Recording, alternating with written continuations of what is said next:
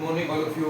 मैं डॉक्टर उपेंद्र सिंह फौजदार आपका पुनः स्वागत करता हूँ आपके अपने इस प्लेटफॉर्म साबलिया क्लासेस में।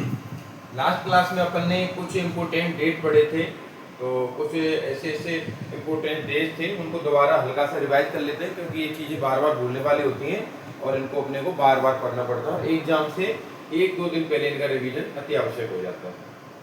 तो वर्ल्ड लेप्रोसी इरेडिकेशन डे 30 जनवरी को मनाया जाता है। वर्ल्ड लेप्रोसी डे 31 जनवरी को मनाया जाता है। इंटरनेशनल वुमेन्स डे 8 मार्च को मनाया जाता है। ये इंपोर्टेंट है, ये इंटरनेशनल वुमेन्स डे को मनाया जाता है 8 मार्च को मनाया जाता है, जिसमें बस वगैरह में राजस्थान में शायद फ्री भी रखते हैं। उसके बाद वर्ल्ड टीबी डे मनाया जाता है 24 मार्च को, तो इसके लिए टीबी चोर को बाहर वैसे याद कर लेना। मीजल्स इम्यूनाइजेशन डे 31 मार्च को मनाया जाता है। वर्ल्ड हेल्थ डे 7 अप्रैल, हेल्थ से रिलेटेड है, ये काफी इंपॉर्टेंट हो जाता है। इंटरनेशनल हीमोफीलिया डे 17 अप्रैल को मनाया जाता है। वर्ल्ड अस्थमा डे 3 मई को मनाया जाता है। वर्ल्ड रेड क्रॉस डे 8 मई को मनाया जाता है। 8 ऐसे क्रॉस जैसा है इसमें, तो 8 से 8 याद करना है। इंटरनेशनल नर्स डे 12 मई को, और इंटरनेशनल फैमिली डे मनाया जाता है 15 मई को। इंटरनेशनल फैमिली डे तो 15 मई को है, पर इंटरनेशनल पॉपुलेशन डे 11 जुलाई को है। एक और एक करके 11 अपनी पॉपुलेशन बढ़ती है। वर्ल्ड नो टोबैको डे 31 मई को है। वर्ल्ड एनवायरनमेंट डे 5 जून को है। वर्ल्ड योगा डे 21 जून को है, और एंटी ड्रग एब्यूज डे 26 जून को है। डॉक्टर्स डे 1 जुलाई। वर्ल्ड पॉपुलेशन डे 11 जुलाई को है। वर्ल्ड बेस्ट फीडिंग सप्ताह मनाया जाता है 1 से 7 अगस्त। ये इंपोर्टेंट है, 1 अगस्त से लेकर 7 अगस्त के बीच में जो सप्ताह होता है वो वर्ल्ड ब्रेस्ट फीडिंग वीक है। इंटरनेशनल यूथ डे 12 अगस्त है, और आई डोनेशन फ्रंट नाइट 25 अगस्त से लेके 8 सितंबर के बीच में। वर्ल्ड ओजोन डे 16 सितंबर। वर्ल्ड ब्लड डोनेटर डे 14 जून। वर्ल्ड फूड डे 16 अक्टूबर, और यूएनओ डे 24 अक्टूबर है। वर्ल्ड ओबेसिटी डे 24 अक्टूबर को मनाया जाता है। वर्ल्ड इम्यूनाइजेशन डे 10 नवंबर को। वर्ल्ड डायबिटीज डे 14 नवंबर, और नेशनल एपिलेप्सी डे मनाया जाता है 17 नवंबर। इंटरनेशनल वुमेन्स सेफ्टी डे मनाया जाता है 25 नवंबर। ये भी इंपॉर्टेंट है, इंटरनेशनल वुमेन्स सेफ्टी डे 25 नवंबर। वर्ल्ड एड्स डे सब जानते हैं 1 दिसंबर, वेरी इंपॉर्टेंट है।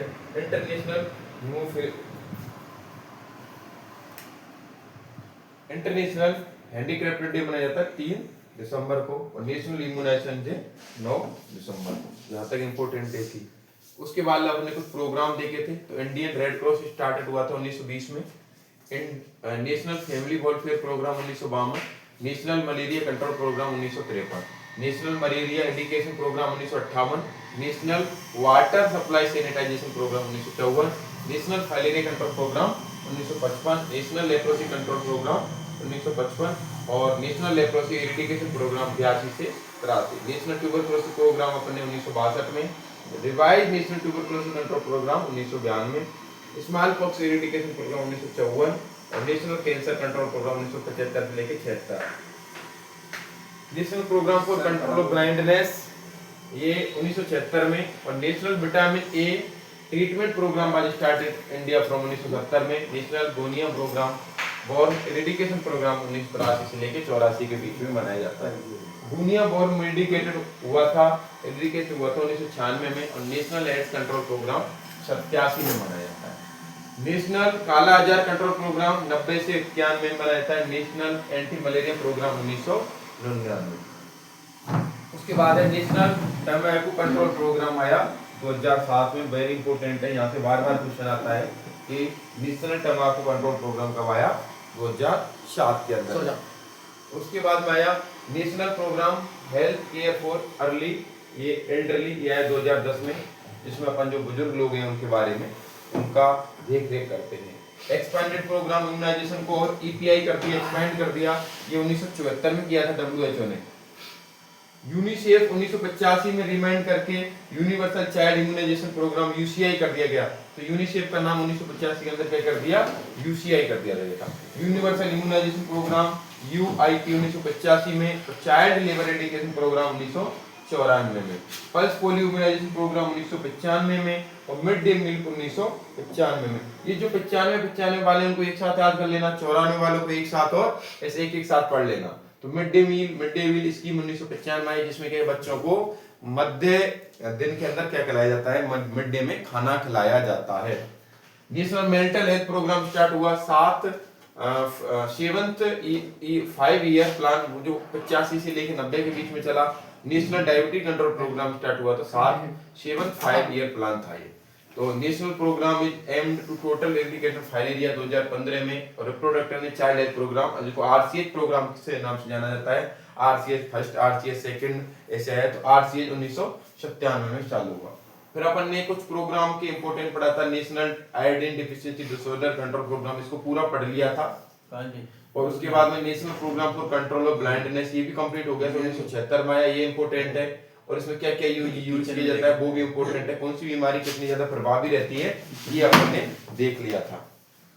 नेशनल लेप्रोसी कंट्रोल प्रोग्राम भी देख लिया था, और ये हेल्सन डिजीज कहा जाता है इसको, ये इंपोर्टेंट बन जाता है। अब हेल्सन डिजीज किसको कहा जाता है, leprosy, national leprosy control programme को, क्योंकि हेल्सस नामक वैज्ञानिक ने दिया था।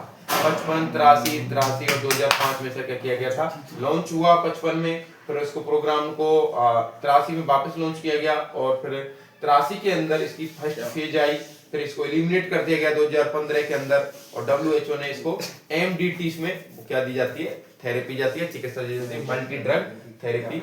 और उसके अंदर रिफाम्पिसिन, डॉक्सिन, क्लोफामाइन, ये इंप्रे को याद करना है, हल्का हल्का सा, ज्यादा नहीं, अगर ऐसा क्वेश्चन आता नहीं, पर एक दो क्वेश्चन कभी कभी आ जाते हैं। नेशनल ट्यूबरकुलोसिस कंट्रोल प्रोग्राम, जिसको एनटीसीपी कहते हैं, ये भी अपन ने देख लिया था। तो टीबी इन्फेक्टेड डिजीज होती है कॉज्ड बाय माइकोबैक्टीरियम ट्यूबरकुलोसिस, ये भी इंपॉर्टेंट हो जाता है, और स्प्रेड होता है वायु के द्वारा, पर बहुत कम पेशेंट में देखने को मिलता है। ये सिंगल पेशेंट के, मतलब 10 में से एक पेशेंट ऐसा मिलेगा जिसमें ये ड्रॉपलेट के थ्रू एक दूसरे से दूसरे पेशेंट में फैल रहा होगा।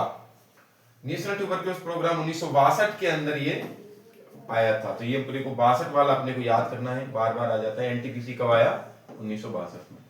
रिवाइज किया गया इसको वापस 1992 में। इन आरएनटीसी इन प्रोग्रामों को रिवाइज क्यों किया जाता है, क्योंकि कोई भी सरकार जब प्रोग्राम चला देती है, उसका आउटपुट नहीं आता, उसका कोई रिजल्ट नहीं आता, तो सरकार इसको रिवाइज कराती है कि हमने टारगेट लिया था, वो टारगेट कंप्लीट नहीं हुआ है डिजीज के लिए, तो उसको रिवाइज करो और वापस से पुनः इसको शुरू करो सुधार करके।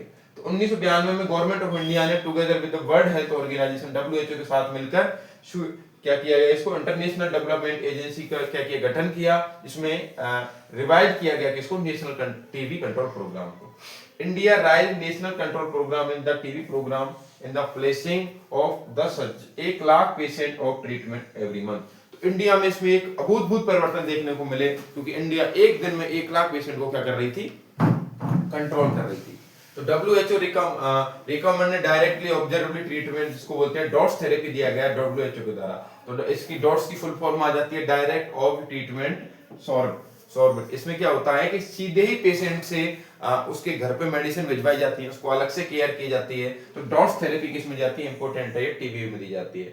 Launch by revise national control TB programme 1997 में आफ्टर पायलट टेस्टिंग के थ्रू। पायलट टेस्टिंग मतलब कोई ग्रुप होता है जिसमें से अपन सेलेक्ट करते हैं कितने पेशेंट को अपन क्या दवाई दे रहे हैं, उसका क्या आउटपुट निकल के आ रहा है, वो सारा चीज। Dots is the effective among the HIV और इन्फेक्टेड टीबी पेशेंट है among of the those of HIV negative, जिसमें से कितने अपने को एचआईवी पॉजिटिव मिले और कितने एचआईवी नेगेटिव। अपन क्या करते हैं, जैसे किसी गांव रिसर्च करनी है तो एक गांव में एक 100 लोगों को सेलेक्ट करेंगे जो एचआईवी पॉजिटिव हैं, उनमें फिर मेडिसिन देंगे। तो डॉट्स थेरेपी दी, जो भी 100 लोग हैं उनको बोलेंगे पायलट ग्रुप है हमारा, ये पायलट ग्रुप के अंदर अपन देखते हैं कितने एचआईवी नेगेटिव हुए और कितने एचआईवी पॉजिटिव हुए डॉट्स थेरेपी के द्वारा।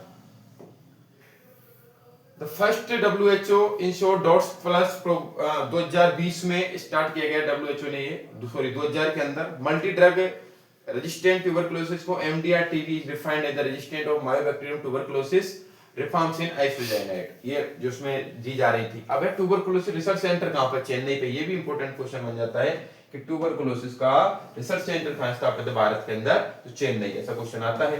फिर नेशनल ट्यूबरकुलोसिस इंस्टीट्यूट एनटीआई कहां पे है, बेंगलोर, ठीक है। तो national tuberculosis research centre Chennai के है और नेशनल ट्यूबरकुलोसिस इंस्टीट्यूट कहां है, बेंगलोर के अंदर, जो अपने को याद करना है। नेशनल एड्स कंट्रोल प्रोग्राम, तो ये भी अपन ने कल पढ़ लिया था अच्छे से। नेशनल कंट्रोल प्रोग्राम स्टेबलाइज 86 से 87 के बीच में किया। इसमें कॉज क्या होता है? एचआईवी इन्फेक्शन होता है। HIV the member of genus lentivirus, part of the family of retrovirus. ये ऐसा क्वेश्चन नहीं आता है, इसमें यही पूछेगा कि एचएस की फुल फॉर्म लिखिए, एनएसीपी की फुल फॉर्म क्या है, ये फिर आ जाएगा। इसमें जो इन्फेक्शन होता है CD4 सेल का होता है, टी लिम्फोसाइट्स का होता है, उनकी संख्या कम होने लग जाती है। उसके बाद में इन्वर्जन ऑफ CD4 और रेशियो नॉर्मल CD8, इनका रेशियो नॉर्मल रेशियो होता है 2:1, पर ये ऊपर कम होने लगेगा, इन्फेक्शन होगा CD4 को तो इनकी संख्या बढ़ने लगी, टी लिम्फोसाइट की भी संख्या बढ़ने लगेगी। Decrease humoral and cell mediated immunity, recurrent infection, about 84% of infection, जो ये एड्स का जो 84 इन्फेक्शन होता है वो किसके द्वारा होता है? सेक्सुअल रूट के द्वारा होता है। Koplik sarcoma is the most common cancer occurring in the 10 to 20% people with HIV। जो ये HIV वाले पेशेंट होते हैं उनमें कॉपी सार्कोमा मतलब इस प्रकार का कैंसर देखने को मिलता है, जितने भी ये HIV पॉजिटिव होते हैं। इसका विंडो पीरियड इंपॉर्टेंट होता है। विंडो पीरियड क्या होता है? जब भी इन्फेक्शन होगा उससे लेके उसके लक्षण प्रकट होने तक का जितना समय होता है उसको बोलते हैं window period. Between HIV infection and affair तो एंटीबॉडीज टू HIV, तो एंटीबॉडी जब बन जाएगी तो उसके लक्षण दिखने लगेंगे, जो इन्फेक्शन होने से लक्षण दिखने तक का जो बीच का समय होता है वो कहलाता है window period. Symptoms such as prolonged fever, इसमें क्या क्या मिलेगा? फीवर देखने को मिलेगा, पसीना आएगा, डायरिया रहेगा, वेट लॉस हो जाएगा और ये सारे लक्षण मिलेंगे। लेबोरेटरी डायग्नोस HIV एलाइजा इसमें टेस्ट कराते हैं, ये भी इंपॉर्टेंट है, एलाइजा टेस्ट कराते हैं। एलाइजा की फुल फॉर्म बताएगा कोई? क्या है एलाइजा की फुल फॉर्म? एलाइजा की फुल फॉर्म क्या है? Enzyme linked immunity sorbent assay, enzyme linked immunization sorbent assay, ये इसमें स्क्रीनिंग टेस्ट कराते हैं। CD4 and HIV viral PCR testing इसमें होती है। और मेडिकल केयर की बात करें तो इसमें ART थेरेपी दी जाती है, जिसको बोलते हैं एंटी रेट्रोवायरल थेरेपी। अब अपन आगे चलते हैं। National eradication of poliomyelitis programme. Eradication का मतलब होता है जिस भी अपन ने डिजीज को इरिडिकेट कर दिया, जैसे अभी अपन ने भारत में से किसको इरिडिकेट कर दिया है? चेचक को अपन इरिडिकेट कर चुके हैं, पोलियो को इरिडिकेट कर चुके हैं। पोलियो अपने इरिडिकेट बीमारी के अंदर आती है, इसका मतलब कि हमारे यहाँ पोलियो नहीं होती। फिर तुम बोलोगे पोलियो होती नहीं तो उसकी दवाई क्यों पिलाते हैं? वो इसलिए पिलाते हैं कि तुमने एक वाक्य लिखा होगा कि पोलियो पे जीत बरकरार, मतलब हम जीत तो चुके हैं पर ऐसा नहीं हार जाए, उसको जीत बरकरार रखने के लिए तो पोलियो की दवा अभी भी पिलाई जाती है। तो the global effect begin in 1988 में आया। National polio surveillance project was founded in 1987 by the government of India. अब आया जननी सुरक्षा कार्यक्रम। जननी सुरक्षा कार्यक्रम ये 2011 में, ये इतना याद करना है। मिनिमम नीड्स प्रोग्राम को MNP बोलते हैं। तो ये बाद लॉन्च हुआ 5 ईयर के लिए इसको लॉन्च किया गया, पर बाद में इसकी संख्या बढ़ाई गई जब इसका कोई बोझ नहीं देखने को। कोई प्रोग्राम चलाते हैं तो मिनिमम नीड्स प्रोग्राम, उस प्रोग्राम की अवधि में पंचवर्षीय योजना बोलते हैं, जिसको 5 वर्ष के लिए योजना चलाई जाती है। 5 वर्ष में उसका प्रभाव नहीं आता तो उसको रिवाइज किया जाता है, रिवाइज के बाद में उसको बार बार रिवाइज करते रहते हैं। हमारे भारत में ऐसे ही चलता है। इंपोर्टेंट पॉइंट्स ये अपन ने कल देखे थे। तो इसमें क्या था? Ronald Ross revise of the Nobel prize of the medicine. तो रोनाल्ड रॉस को क्या है? मेडिसिन के अंदर नोबेल प्राइज मिला था। कब मिला था? 1902 में, वर्क ऑफ मलेरिया। जिसने किस पर काम किया था? मलेरिया के ऊपर का अच्छा कार्य किया था, इसलिए मलेरिया पर कार्य करने पर रोनाल्ड रॉस, रोनाल्डो से याद कर लेना, रोनाल्डो फुटबॉल खेलता है तो रोनाल्डो फुटबॉल खेलता है, तो ये रोनाल्ड रॉस है। ये क्या है? रोनाल्ड रॉस है, जिसने किस पे काम किया? मलेरिया पे काम किया। 1902 के अंदर इसको क्या दिया गया? नोबेल प्राइज दिया गया। The following vaccine are considered to give up the pregnant women who, मतलब ऐसी कौन सी वैक्सीन है जो प्रेग्नेंट वुमेन के अंदर नहीं दी जाती, तो उनके रिस्क रहता है, उनके नाम है इन्फेक्शन रहता है हेपेटाइटिस बी, इन्फ्लुएंजा और टिटेनस, डिप्थीरिया, परटिटिस को DPT अपन बोलते हैं। तो DPT की वो वैक्सीन होती है प्रेग्नेंट वुमेन में नहीं दी जाती क्योंकि रिस्क रहता है इसमें। तो कौन सी बॉम्ब और उसमें कॉन्ट्रा इंडिकेटेड है, मतलब रिस्क तो रहता है पर ये दे सकते हैं बचाने के लिए, DPT वाला ये वैक्सीन दे सकते हैं, ठीक है। अब आती हैं कॉन्ट्रा इंडिकेटेड, बिल्कुल नहीं देनी चाहिए, वो कौन सी है? एक तो hepatitis A, measles, mumps, rubella. MMR नहीं दी जाती है। DPT तो दे सकते हैं पर रिस्क रहे से बचाने के लिए, पर MMR की वैक्सीन बिल्कुल नहीं देनी है। Varicella, pneumococcal, oral polio and infected polio vaccine ये नहीं दे सकते। Human papilloma virus, the following of the vaccine can potentially of the transmitted in the urban child में result in the miscarriage premature. अगर ऐसी कुछ करते हैं, ऐसी वैक्सीन वगैरह देते हैं तो ह्यूमन पैपिलोमा वायरस वगैरह, तो क्या देखने को मिलेगा? एक तो और जो बच्चा होगा उसका विकास अच्छे से नहीं होगा, मिसकैरेज होने के चांस रहेंगे, बच्चा गिर भी सकता है और प्रेमेच्योर बर्थ हो सकता है, मतलब जन्म से पहले डिफेक्टिव एज है और बच्चा हो सकता है। ये भी अपन ने कल देख लिया था। रिजल्ट इसके ये मिल सकते हैं। नेशनल एनआरएचएम 2005 में शुरू हुआ, 2012 में इसको एनयूएचएम कर दिया, तो एनएचएम के नाम से अभी चल रहा है ये, इसकी वैकेंसी निकलती रहती है। तो इसके गोल क्या थे? इसका गोल था reduction of infant mortality. NRHM और एनएचएम का एक ही ये था उद्देश्य कि जो आईएमआर है और एमएमआर है इसकी दर को कम करना, मतलब मातृ मृत्यु दर और शिशु मृत्यु दर को कम करना। बिल्कुल फर्क पड़ा है। आज से अगर 10 साल पहले देखें तो बहुत सारे बच्चों की डेथ हो जाती थी जन्म के लेते ही, या फिर माता की पीपीएच के द्वारा, एपीएच के द्वारा मृत्यु हो जाती, पोस्टपार्टम हेमोरेज या एंटीपार्टम हेमोरेज से डेथ हो जाती थी। पर आज के जमाने में ऐसा बहुत कम देखने को मिलता है क्योंकि सुविधाएं काफी अच्छी हो गई हैं। 104 जो एम्बुलेंस चलाई जाती है वो इसी का एक हिस्सा है, 102 और 104 जननी शिशु सुरक्षा योजना के थ्रू या फिर एनआरएचएम योजना के थ्रू ये सुविधाएं दी जाती हैं। तो इसके तहत जो प्रत्येक महिला और बच्चा होता है उसकी केयर की जाती है और जन्म से लेकर 15 दिन तक बच्चे की केयर इंपॉर्टेंट हो जाती है। अब बात करते हैं universal access of public health services of women health child and water sanitization. इसमें क्या क्या ध्यान दिया जाएगा? वुमेन्स की हेल्थ का ध्यान दिया जाएगा, चाइल्ड हेल्थ मतलब बच्चे की भी हेल्थ का ध्यान दिया जाएगा, वाटर सैनिटाइजेशन एंड हाइजीन, जो मतलब किसमें, उसमें वाटर में भी इन्फेक्शन नहीं होना चाहिए, उसकी हाइजीन का भी ध्यान रखा जाएगा, इम्यूनाइजेशन का एंड न्यूट्रिशन का भी ध्यान रखा जाएगा। अब prevention and control of communication and non communicable disease, दोनों प्रकार की जो बीमारी होती है उनका प्रिवेंशन किया जाएगा। कम्युनिकेबल एक दूसरे में फैलती है और नॉन कम्युनिकेबल जो एक दूसरे में नहीं फैलती, तो दोनों प्रकार की बीमारियों का ध्यान रखा जाता है। लोकली एंडेमिक डिजीज का भी ध्यान, जो लोकली एंडेमिक डिजीज मतलब लोकल में जो एंडेमिक मतलब एक दूसरे में फैलती हैं उन रोगों का भी ध्यान रखा जाता है कि इसमें एनएचएम के थ्रू। अब access of in comprehensive primary health care, उसके बाद में आता है population stabilization, gender and demographic balance. इसमें ये भी ध्यान दिया जाता है एनएचएम के थ्रू कि जो पॉपुलेशन इसको कैसे कंट्रोल रखा जाए, महिला और पुरुष में कोई भेदभाव नहीं किया जाए, तो जेनेटिक बैलेंस बनाना भी इसका एनएचएम का एक हिस्सा होता है। इसलिए revitalize local health tradition and meditation AYUSH, इसमें आयुष को क्या कर दिया गया, ऐड कर दिया गया, जिसके थ्रू इसको और अच्छी दिशा मिली। तो 2005 में क्या किया, आयुष विभाग को इसमें जोड़ दिया गया, जिसके तहत आयुष विभाग की वैकेंसी अभी ट्रेंडिंग में चल रही है, जिसका रिजल्ट आना एक दो दिन बाकी है। Promotion of health life style, ये सब इसमें लाइफ स्टाइल इसको बढ़ाने के लिए आयुष सबसे अच्छा काम करता है, इसलिए आयुष विभाग को एनएचएम में जोड़ दिया गया। ये पूछा जा सकता है कि एनएचएम में कौन से विभाग को 2005 के अंदर जोड़ा गया, तो कौन सा? आयुष विभाग। ठीक है। अब आशा, आशा बहुत इंपोर्टेंट है, इसकी full form very very important. ASHA सहयोगिनी जिसको गांव में बोलते हैं, ये घर घर जाके क्या करती हैं, काउंसलिंग करती हैं, माता को क्या आहार विहार देना है, बच्चे को क्या खिलाना है, बहुत सारी। इसकी फुल फॉर्म है एक्रीडेटेड सोशल हेल्थ एक्टिविटी। अब ASHA would act in bridge of between ANM and village. ASHA क्या काम करती है कि जो हॉस्पिटल या पीएचसी या सीएचसी होती है उसमें जो एएनएम रहती है उसके बीच में और जो महिला गांव में रहती है उस महिला के बीच में ब्रिज का काम करती है, क्योंकि आशा उस महिला के पास नहीं पहुंच पाती, वो एएनएम उस महिला के पास नहीं पहुंच पाती। आशा प्रत्येक महिला के पास जाएगी और जाके उसको हेल्थ के बारे में अवेयरनेस फैलाएगी, वैक्सीन के बारे में बताएगी, सारी चीजें कौन करती है, आशा करती है। इसलिए ये ब्रिज का काम करती है। ब्रिज का काम करेगी किसके बीच में, एएनएम और विलेज में जो गांव में जो महिला रहती है उसमें।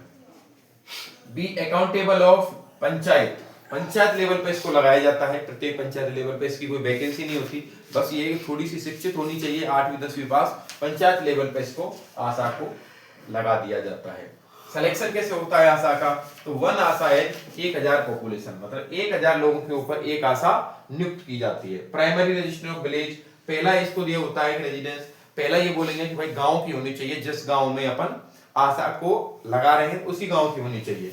With the femoral formal education and 8th class, तो लगभग 8वीं पास तो होनी ही चाहिए। अगर उसकी फॉर्मल एजुकेशन 8वीं कर रखी है तो उसको आशा को अपन नियुक्त करवा सकते हैं। एज ग्रुप क्या है, 20 से लेकर 45 के बीच में कोई भी महिला हो उसको आशा नियुक्त किया जा सकता है। She should be married women, ज्यादातर चांस ये रहता है कि वो मैरिड होनी चाहिए, अनमैरिड को अपन आशा में नहीं रख सकते। इसकी प्रायोरिटी मैरिड रहती है, पर अगर मैरिड नहीं मिल रही तो अनमैरिड को भी आशा बनाया जा सकता है, पर पहले प्रायोरिटी देते हैं अपन मैरिड होनी चाहिए, 8वीं पास होनी चाहिए, उसी गांव की होनी चाहिए, और 1000 पॉपुलेशन के अंदर एक आशा को नियुक्त किया जाता है। National health policy in India 2002 में आया। नेशनल हेल्थ पॉलिसी कब आई इंडिया में? 2002 में। इसके गोल क्या थे एनएचपी नेशनल हेल्थ पॉलिसी के 2002 के? इरिडिकेशन ऑफ पोलियो एंड याव, मतलब पोलियो को पूरी तरह से इरिडिकेट करना था। जो नेशनल हेल्थ पॉलिसी आई वो 2002 में आई। इसके क्या क्या काम थे? पोलियो को पूर्ण तरीके से इरिडिकेट करना, और बिल्कुल कर चुके हैं। एलिमिनेशन ऑफ लेप्रोसी, लेप्रोसी को बिल्कुल खत्म करना, ये नहीं हो पाया है। इरिडिकेशन ऑफ काला आजार और eradication of lymphatic filariasis, HIV zero level growth of HIV, HIV के पेशेंटों को बिल्कुल जीरो पे लेके आना, और reduction of mortality of 50% account of TB, malaria and other disease. तो अपने को उसके बाद में रिडक्शन प्रीवेलेंस ऑफ ब्लाइंडनेस ऑफ 0.5%, उसके बाद में blindness 0.5% disposal of disease body. तो अपने को ये एनएचएम वाला ये याद करना है। उसके बाद में नेशनल हेल्थ पॉलिसी कब आई? 2000 के अंदर आई नेशनल हेल्थ पॉलिसी। अब इसमें अपन ने क्या क्या टारगेट रखे, क्या क्या चीजें रखी, वो इंपॉर्टेंट है। तो पहला टारगेट था हमारा कि पोलियो को खत्म करना। ये 2005 में अपन ने टारगेट लिया कि 2005 तक हम पोलियो को खत्म कर देंगे। फिर हमने टारगेट लिया कि लेप्रोसी को भी 2005 तक खत्म कर देंगे। खत्म वो नहीं हो वो अलग बात है, पर नेशनल हेल्थ पॉलिसी 2002 में आई तो उसमें ये टारगेट रखे गए थे। एलिमिनेशन ऑफ काला आजार, काला आजार को 2010 तक अपन खत्म कर लेंगे, और एलिमिनेशन ऑफ फाइलेरियासिस को 2015 तक, ये अपना टारगेट था। एचआईवी जीरो लेवल, अपना टारगेट था कि 2007 के अंदर अपन एचआईवी को जीरो पे ले आएंगे, एक भी एचआईवी पॉजिटिव पेशेंट नहीं मिलेगा। उसके बाद में अपना अगला टारगेट था रिडक्शन ऑफ मोर्टिलिटी। मोर्टिलिटी का होता है मातृ मृत्यु दर को जो कम करना, जो टीबी से लोग मर रहे हैं या फिर वेक्टर डिजीज से मर रहे हैं, 2010 तक वो डिसाइड किया गया। Reduce of prevalence of blindness, अंधता को बिल्कुल कम करना, 0.5% डिस्पोजल ऑफ डेड बॉडी, तो बिल्कुल ले आना। अब मुझे ये बताओ कि ये जो नेशनल ब्लाइंडनेस कंट्रोल प्रोग्राम ये कब आया? नेशनल ब्लाइंडनेस कंट्रोल प्रोग्राम कब लॉन्च किया गया? आवाज आ रही है?